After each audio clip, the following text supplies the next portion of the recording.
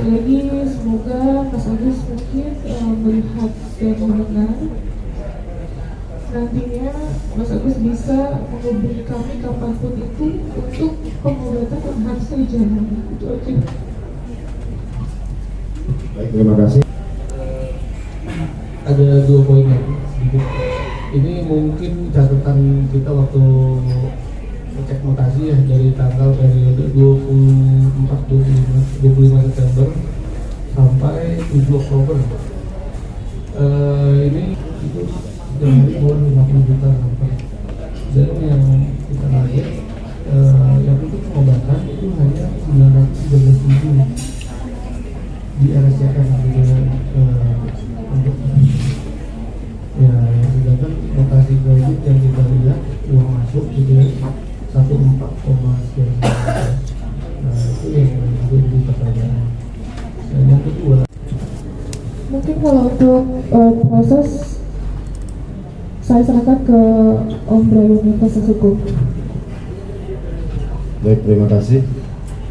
Terkait dengan proses hukum yang terjadi, sebagai warga negara yang baik, pastinya Tenovi akan siap hadir apabila terdapat undangan, baik itu sifatnya klarifikasi ataupun panggilan terkait dengan upaya hukum yang dilakukan oleh Mas Agus.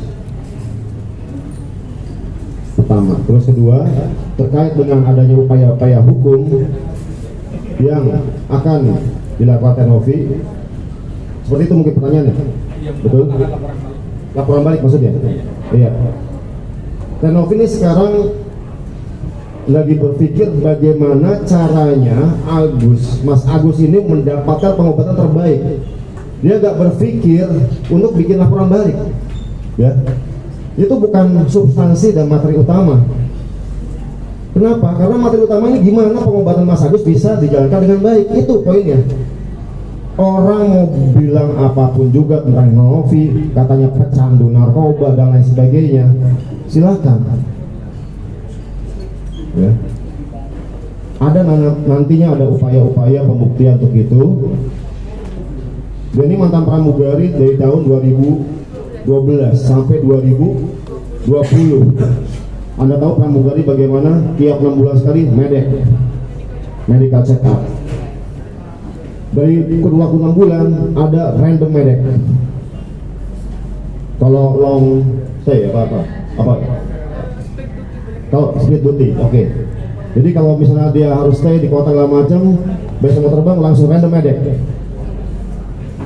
Boleh dicek langsung ke rekan-rekan ke pusat medical check up yang terafiliasi untuk flight attendant dan pilot di mana Novi? Di Balai Kesehatan Perhubungan Penerbangan. Silakan teman-teman langsung cek saja bagaimana sih track record dan hasil mediknya Tenovi, ya kan? Kita tidak perlu membantah, oh saya bukan pengguna narkoba, saya bukan pecandu narkoba, tapi kita tunjukkan faktanya saja dan bukti, ya kan?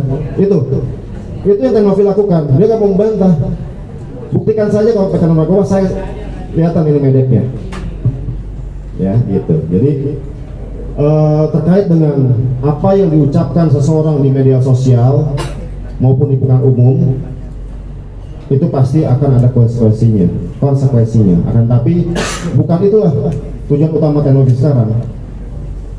Gimana caranya pengobatan Mas Agus dapat dilaksanakan dengan baik, itu poinnya. Cukup jawabannya? Terima kasih. Sebelumnya maaf, begini gimana Bu? Begini menjadi masalah? Iya, sakit terjadi. Laporan. Oke. Belum ada, dan ini baru pertama kalinya setelah saya menjalani kegiatan sosial ini 4 tahun dari 2020. Saya resign itu di bulan November. Yang saya resign sekali lagi di bulan November. Saya sudah berjalan sosial sampai final, saya memutuskan untuk yaudah saya resign, saya fokus untuk sosial, membantu orang, dan sampai detik ini baru 1 kali Bu. Alhamdulillah baru 1 kali. Gitu aja. asli dari Tenovi. Ya, yang diambil dari case ini sih ya secara pribadi kan saya di sini sebagai volunteer ya, dan sebagai ketua yayasan juga mungkin untuk kedepannya bisa lebih berhati-hati lagi gitu. Dan atas tindakan saya juga semuanya, saya kan sebagai manusia pasti nggak luput dari kesalahan ya.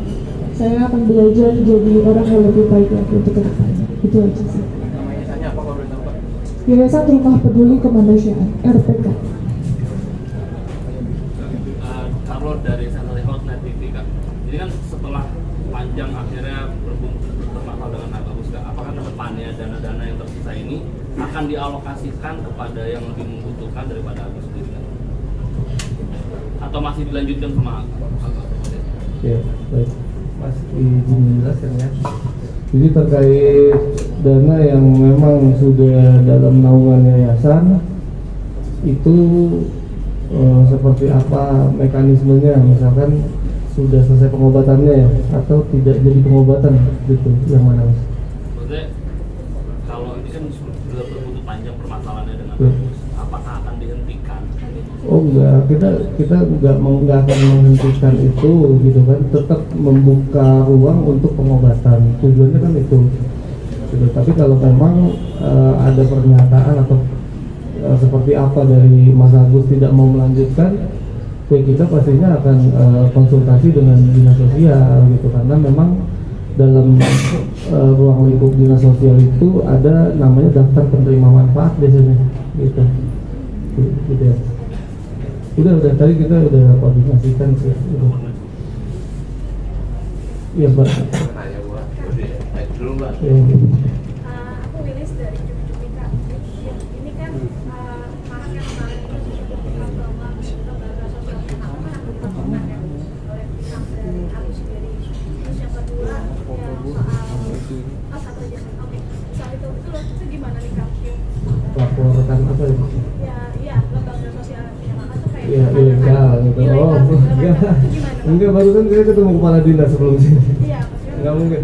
Jadi memang kalau itu gampang banget, nanti kita bisa ya kita nggak bisa tunjukin dokumen pribadi memang gitu kan, tapi teman-teman mungkin bisa dicek ya nama yayasannya apa gitu kan, terdaftar nggak di Kemenkumham kan, itu gampang gitu, itu bisa dicek kok. Itu bukan isu. Makasih ya Mbak. Pak, ini Yang mana? dari Facebook, itu juga lebih ramai tentang petisi yang akan dikembalikan ke Tunai seperti itu. Apakah juga akan dikembalikan kepada para donatur atau Kalau aku sih izin jawab Mbak. Kalau petisi, jujur ini aku juga harus klarifikasi.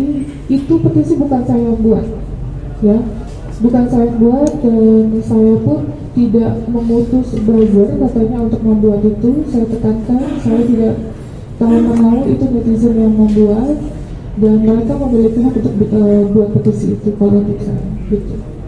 Nah kalau ya bebas berpendapat dalam hal apapun, saya menghargai apapun itu sih yang dibuat oleh netizen, dan saya pun pribadi tidak bisa, itu di luar kuasa saya. Sudah sampai 160 ya, 160.000 kurang lebih gitu. Itu aja sih kalau dari saya, di luar dari kendali saya. Terima kasih. Gimana aku tambahin ya, itu isi David mau ngomong. Gimana kau balikin nggak kau? Kalau saya Bola depan, Pak. Bola depan kok. Beri Pak. Pakai mic, Pak. Boleh. Pakai mic, Pak.